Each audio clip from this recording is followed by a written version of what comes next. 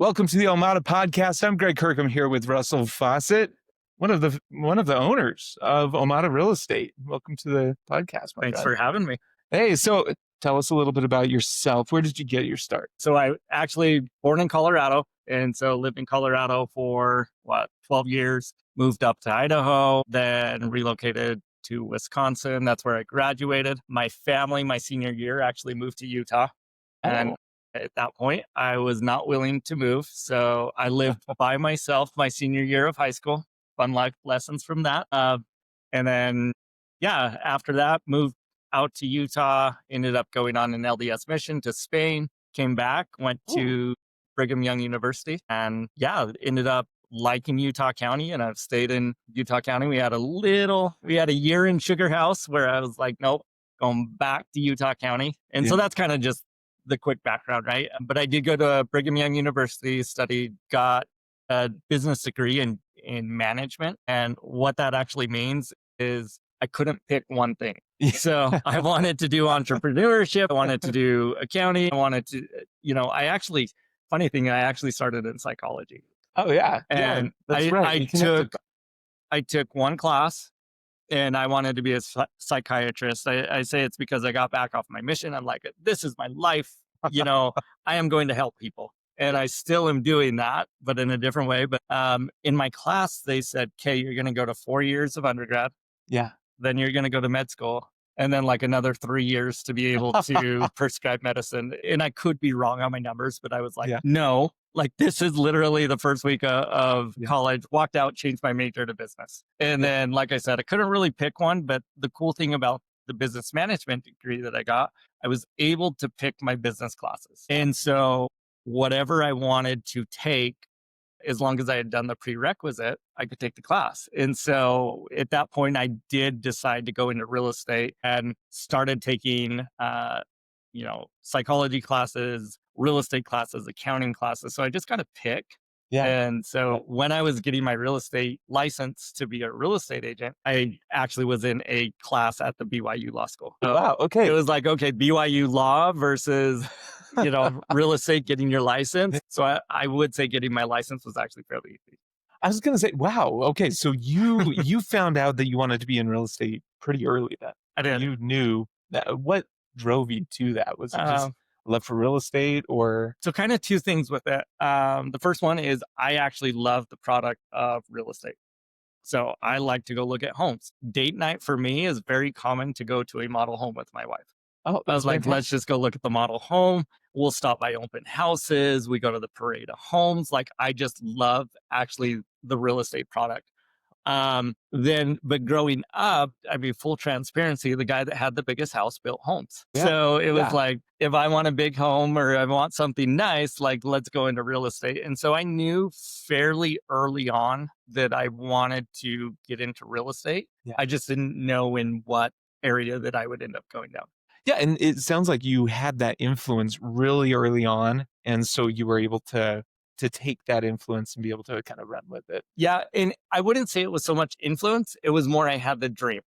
Okay, right. Yeah, so he had the big home. And so driving by it, like growing up, it was like my vision board.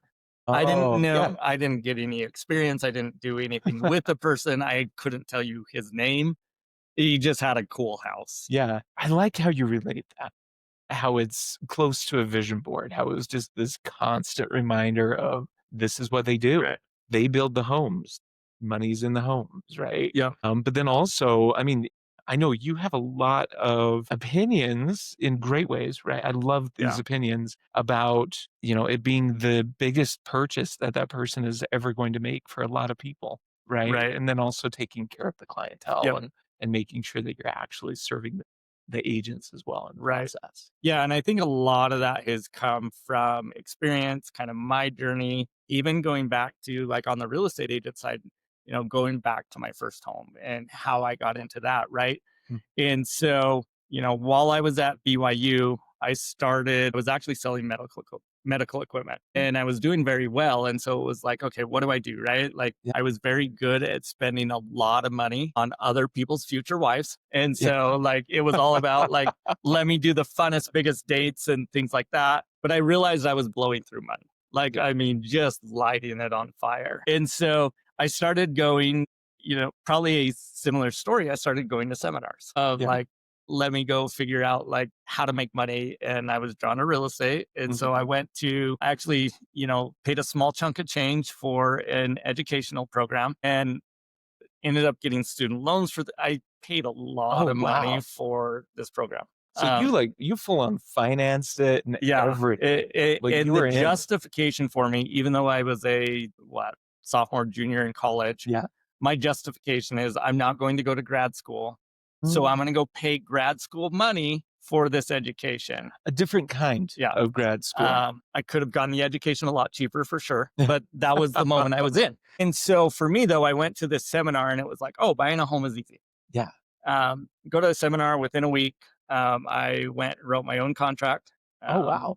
Within a didn't, week. yeah, didn't That's have, fast. so again, we'll probably later on talk about, some secrets to success, but taking action is a big one, Yeah. right? So I went out, it was, what was it, 2008, 2007. So the market was going Oh, crazy. I got one of those funny loans that like, I didn't really, it was didn't know way it. too easy to buy a home. So I didn't know that I actually probably should have had some coaching and counsel or whatever. Oh, So yeah.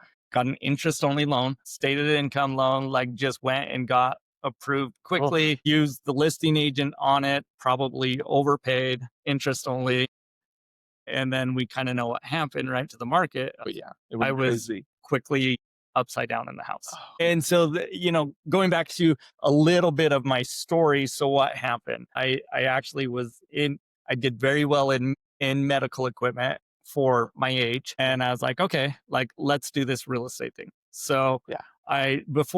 or shortly after I'd bought my home before the market turned, I ended up getting a job Mm. for the local home investor franchise buying homes. So I was an Oh, okay. acquisitions manager. We didn't close on anything, everything was a wholesale. But my job was to go put them under contract. And I quickly found success in that too. And it was Wow. like cool, this is easy, right? Like I Yeah. Yeah. replaced my income, writing contracts, buying homes, meeting with homeowners, actually loving what I'm doing. And then we had that moment where funny loans went away, Everything, the right? bottom The dropped the out. the Yeah. brakes were put on, and I went from buying 5 to 6 homes to where I only bought 1 home in a 6-month period. Ooh, And when you're on commission, like the suddenly you're not money making money. goes away. When I had joined that program, I found how easy it was to get a student loan. And these were not government, it was private student loans. So I actually continued getting student loans every semester to maintain the lifestyle, even though I Oh, wasn't buying no. homes. Which gets you upside down So I dug a hole, fast. right? I started digging this hole. Um, and it all kind of came to a head when really right after I graduated, what I found myself in was I had attorney debt. Like I went to law school. Oh, no. Yeah. My student loans were now I had to start making payments on them. And I was completely upside down in my home. And so through this period, we ended up going through kind of the lowest moment for me financially. In order to make the student loan payments, I quit making payments on my home. In order to eventually got to the point though that I quit making payments on the student loans. I got to where I wouldn't even answer my phone. Oh, yeah. You went into Like default I, at that point. well, I was in default, I was in collections, like I was Oh, at man. a low point and I got to the point no one would give me any more money. I couldn't borrow anymore. You're right. You're I think one of the my saving graces is that I only had a $500 credit card, so I couldn't go rack up the credit card debt. I just had the student loan debt. But we got to a point where the credit card was maxed out. No one was going to touch me with a loan, and I couldn't sell my home. I was completely upside down in it. And really where I hit that rock bottom is we ended up going through our home and pulling we had always had this shoebox of where we just threw our spare change. Yeah. In that time we still used cash a lot more than we do now. And so we ended up taking that shoebox into Walmart, dumping it into one of those coin machines to be able to buy groceries that week. And that was it though. There was literally no more money and no more access to capital or Yeah. anything like for me. And so I had that moment of like, I can't keep doing this. You had to take action. You were I forced had into to it. do something Yeah. else because I lived well, new cars, house, whatever. I was doing whatever I wanted. The image was there, Right. but the money to support that image But wasn't there. It was all kind of a, right. I don't want to say facade, but it It kind of it was, was. right? Yeah. And so it was gone. So the next week I had a job. At this point, again, market had shifted. I ended up leaving the company where I was at. I graduated. I went and got a Mhm. corporate job. I lasted about 2 weeks.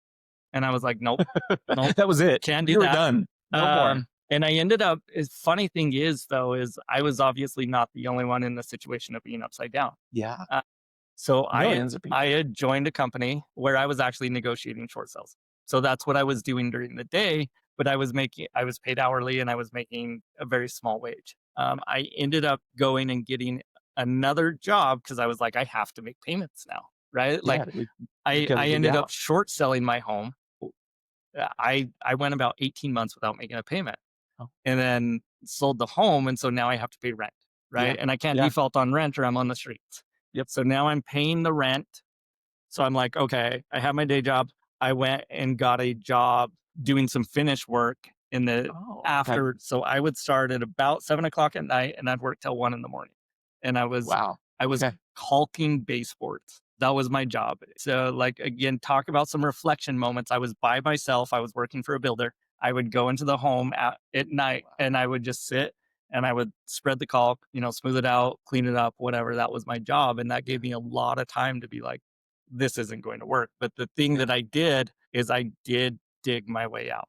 And it Oh, took some time, right? From that point, I never missed a payment again. So today, looking back, like I ended up learning credit. How can I get my credit score up? How can I yeah. do things? And I also learned to now build a reserve. So Yeah. some of the lessons I learned of to make sure that I have an emergency fund, right? That I don't go into debt for consumer things. Yeah. We live with inside of our means, we have a budget. And so there were tons of life lessons. But the biggest one that I learned was that concept of working hard, Yeah. of like, I'm working sun up till honestly 1, 2 in the morning, making my way out. But I took that work ethic into everything that I did. And so then from there, ended up becoming I moved in, the market shifted again though. So short sales went away. I Yep. was laid off Yeah. again. Luckily, this time I did have some reserves, but I was Oh, done. I was like, my roommates, they all went into corporate. They're all doing a lot better than me. I'm out of real estate.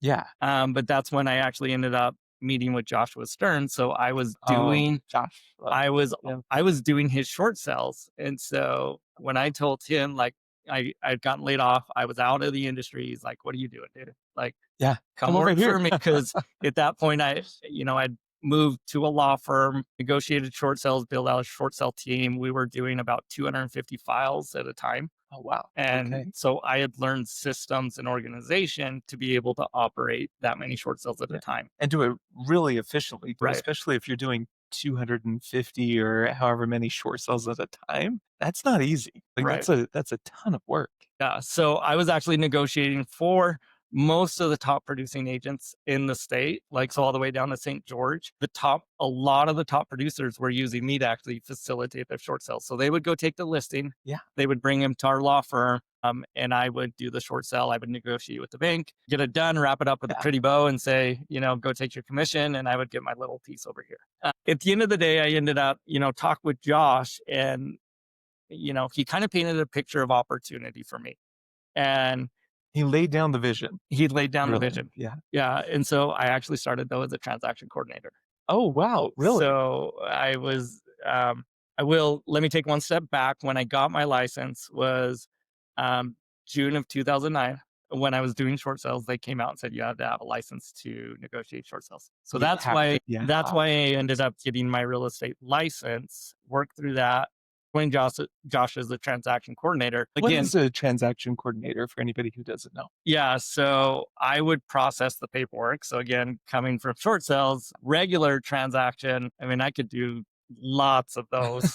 Just making sure that all the paperwork was done, compliance was done, and then communicating with the clients Oh, of scheduling the home inspection, the appraisals, and so I just essentially facilitated that transaction. the people doing the work behind the scenes Right. along with the real estate agent, Um, but yeah, but makes sense. you'll find with me is I do get bored quickly. Probably not great for the Uh, transaction coordinator Right. part, right?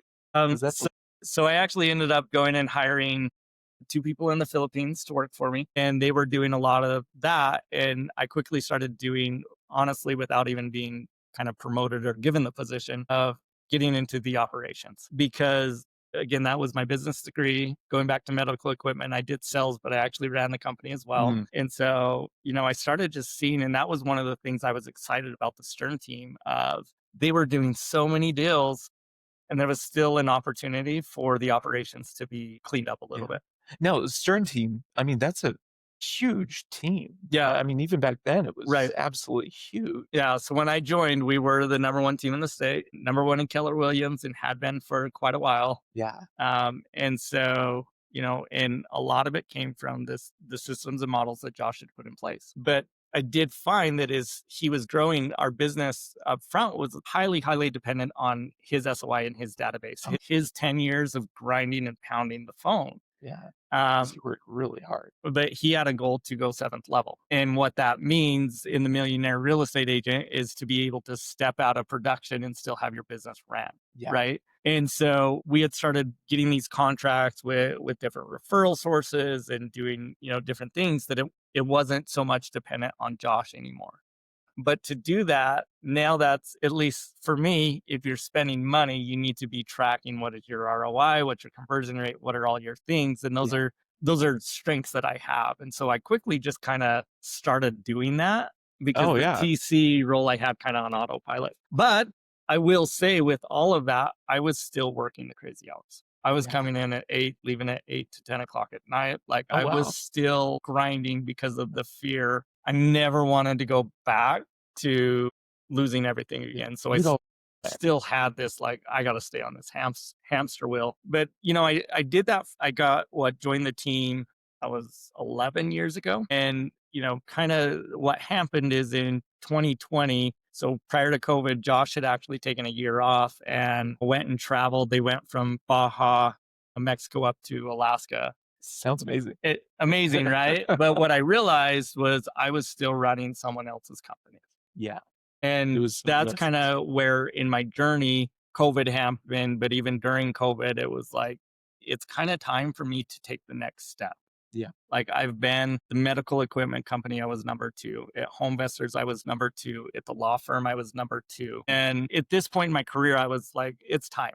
And in 2019, Jeremy, my business partner at Omada, Jeremy and I had actually, he was a listing agent on the team. We started flipping homes. And we did have a conversation going back to 2019. Still at that point though, only had kind of that emergency fund. Oh, wow. I Yeah. didn't have, working, I hadn't built any kind of wealth for myself. Hmm. And Jeremy was very much in that same boat. And together we said, okay, we're gonna go bigger, we're gonna go bankrupt. Yeah. That was our mentality. And we literally had the conversations with our families of like, we're gonna start taking some risk. Yeah, we have to take these swings in order to be able to see that Yeah. success, right? And Everything comes with the risk. and so we ended up having an opportunity come up for us to buy a flip. I didn't have Oh, money. She didn't have money. But we did find a hard money lender that actually lent us the money, 100% of the money to buy the home. We still had to do the repairs. Well, in one day, Jeremy got a Home Depot card, Lowe's card, and a Chase card. I got a Home Depot card, a Lowe's card, and a Chase card. oh, wow. And You were ready. we literally did our first flip on credit cards. Wow. So Okay. this was a Woo. we're going big or bankrupt. Yeah. And it, enough removed that I was like, I can't continue doing what I've done. I've recovered, right? As far as I had taken care of all my student loan debt, I'd taken care of everything. Credit was back, but I still was living that paycheck to paycheck. And so we started flipping and we made money on our first one and we kept doing that. And we actually never took a dime home to our family.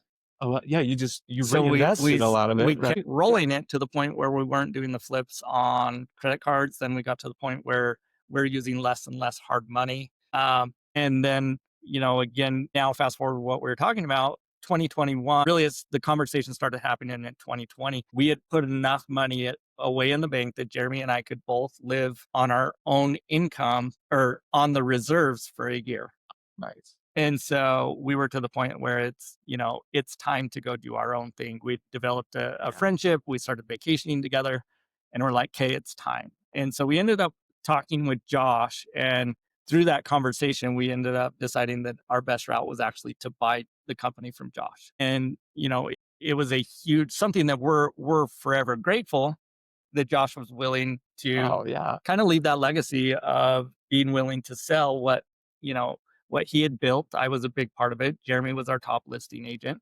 Well, and the Uh, name that right, carries with it, like the Stern team, is right, really well known here in Utah. right. So we ended up purchasing the company in 2021 and continuing to work. But what we found is we got to this point where we were trying to expand and we're finding that the opportunity for the agents, when you're a small team, there's only a certain amount of positions. You're very limited. And I can't promote someone that's an agent to come be a transaction coordinator.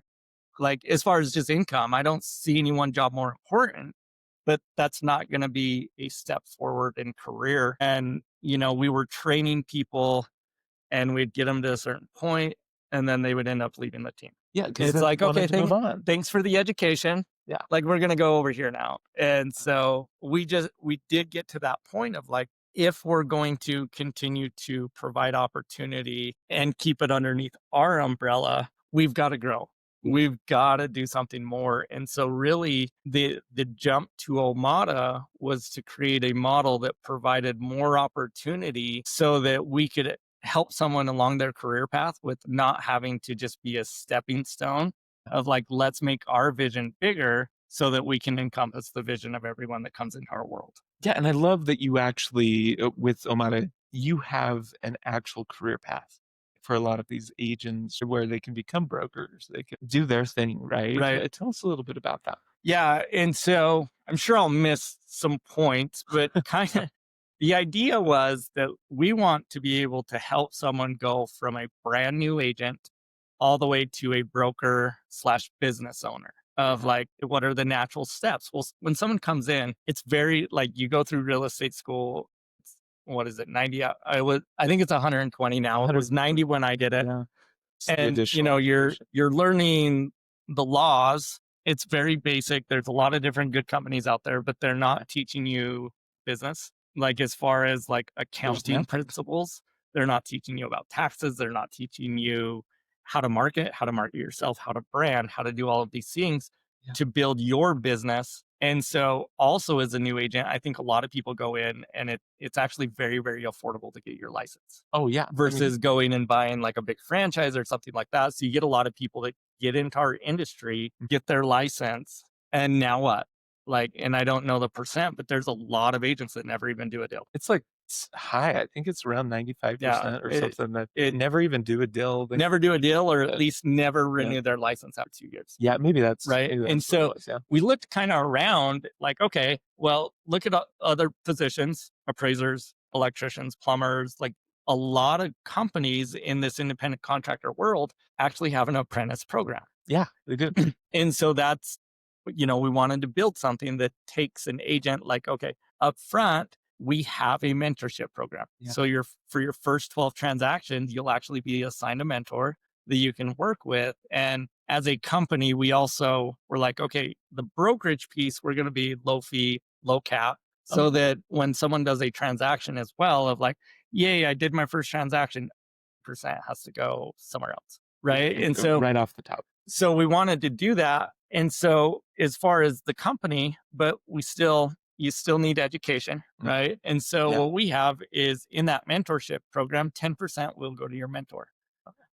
Which again, Incentivization. Right? yeah, I mean Mentoring you. that's and it only comes after you've closed. So a lot of programs, as soon as you hire the coach, you have to be paid up front. Right. So we wanted to make it affordable for someone to actually come in, get trained. And on the other side of that, a lot of the times when you're getting in, yes, you have your friends and family, but if you haven't nurtured and built that relationship, one or two are probably going to transact in time for you to actually make a paycheck. And a lot of people don't have time to survive that. And so that's why Omada as well is we are a lead generation company. Yeah, quite a few leads Right. too. I mean, you've got tens of thousands of Right. leads that if an agent comes in, they can work the Right. database and make money faster. That's something Right. that And we can pull a super lever, right? Like we get more agents, we'll spend more on marketing because that's something we've been able to build up to where now we have a marketing budget. And so mhm, we do look at our agents coming in as partners of like, okay, we can go in and you come in, you have a mentor. You're not guessing on who to call the first day because oh, can actually put leads in front of you. We're going to help you start building your business as a partnership. Then from there, the idea though is okay, I come in, I'm working Omada leads. I'm getting mentorship. So the next progression though is you'll start to turn mhm, like, okay, now I've worked these leads. Eventually you build up your database to where your database should sustain you and you get into more of kind of the normal opportunity of a real estate agent, yeah. but we helped you through the beginning process. Which is the hardest part. Right. Usually, if somebody's coming in as a real estate agent, in my experience, because I Right. used to train real estate agents, just little background there. I would always ask them right off the bat, "Hey, list your top 200 people in your phone, just upload everybody, Yeah. which is great if they're looking at buying, Right. right? And they may or may not even want to use the new agent Right. to be able to do that. They might. Yeah. Everybody You knows at got least two. So if you look at like Yeah. searches, one of the things that shows up in every single list of what people want from an agent is someone they can trust. Yeah. So I say you have to have mom level trust as a brand new agent. Otherwise, it's like, Greg, I love you to death, but I also know this guy over here that's licensed, done some deals. And so it is tough when you're starting out with. And that's why, though, even for our new agents, they can lean into the experience of their mentor. Like, yeah, like I am, if someone calls them out, right? Like, yes, I'm brand new, but I do have my mentor that is going to essentially be a partner in this transaction with us. And Yeah. so we're able to lean on the experience of someone else. Yeah, and some of these mentors, I mean, they've been in the industry forever. They've Right. gotten a ton of transactions under their belts, regardless of whether you're a new agent or an experienced agent. You really get to lean on some of that experience for Right. anything that really pops up, or most anything, right? Right. And then on that, so as we go through that agent journey, though, right? It's like, okay, what's next? Oh yeah, I've been slinging deals, sitting on couches, showing homes, like kind of that natural progression. Well, guess what? Like you can now become the mentor yeah. of like, okay, now Okay, there is an income opportunity, an actual career path of, okay, I've built this. You can also build a team, right? So we can teach you how to do what we did with the Stern team of building a team powered by Omada. So if that's your career path, or if it's like, no, I just want to create a little bit of income over here, mentoring. yeah, And then if you're like, hey, I want to go all in, we have a big broker opportunity. yeah. So I've heard about this. so we're not asking people to come in and buy into a franchise, but what we're doing is we're powering the independent broker of like you retain 100% ownership. You can plug into the systems and we have our kind of our payout, but now we teach you to upfront use all of our systems. But at the end of the day, we also want to train our brokers to become, essentially lead generation companies as well and kind of take that place. So there is this natural progression of we're going to take you from brand new to being an agent to you can start building a team to eventually if you want to create your own entity as a brokerage. Be able to. And then the nice thing about that, right? If it's built off of systems and models Oh and not using just your database, it's a sellable asset. And yeah, so which is a major issue for right. most real estate agents and brokers. Right. It's not a So a sell. lot of the time you've worked your whole life and at the end, maybe you can do a handshake agreement with someone that like I'm going to pass my database on and you'll pay me a referral fee. But like we want people to actually go out and build a business. So you could actually with our model, we are a rev share company. So Mhm. that's one of the pillars we have is we do rev share 50% of the income that comes in from, the broker fees. We rev share that back. You're building up maybe being a mentor. And then when you're ready to take the next level of running your own business, Yeah. we can help you take that step build out a company. And I mean, there's so many other things that we've skipped over, but the idea was that we want someone. There's so many people that have gotten their broker license because that's the next thing. Yeah, it's just But expected. unless, there's companies that pay a salary. Well, do you want to go from an agent that's, doing 20, 30 deals a year to a paid, and most of the broker salaries are not going to pay you what you're making as an agent. And Yeah, so and I it's wouldn't such say a it's a step back, but it would be a step back in income. yeah, Okay, so I go get a job or I go independent. Well, now I have all the startup, the risk, and all of the things with every that. Most people don't go do that because they don't have the power of, essentially the tech stack and all of the things to compete with the big brokers. Or, I just keep my broker license and now I'm a broker, right? yeah, And they don't do anything with it. And so we did want to provide kind of like, no, there is a next step for you on your career path to building out. And if you want to start a brokerage, there is some competition that comes into play, right? yeah. We will end up with some multiple brokerages, but you're competing anyways. Like at the end of the day, even though we're all a team, in a company, we're all independent competing. And so we didn't feel like that was enough of a, essentially a red flag or a barrier for us to say, no, we're not going to create a broker opportunity where anyone that wants to eventually go get their license and plug into the broker opportunity, they can do that. Awesome. Fantastic. Russ, thank you so much for coming on the show today, my friend. For anybody watching, Russell Faucette with Omada Real Estate. Thanks again and have a beautiful day.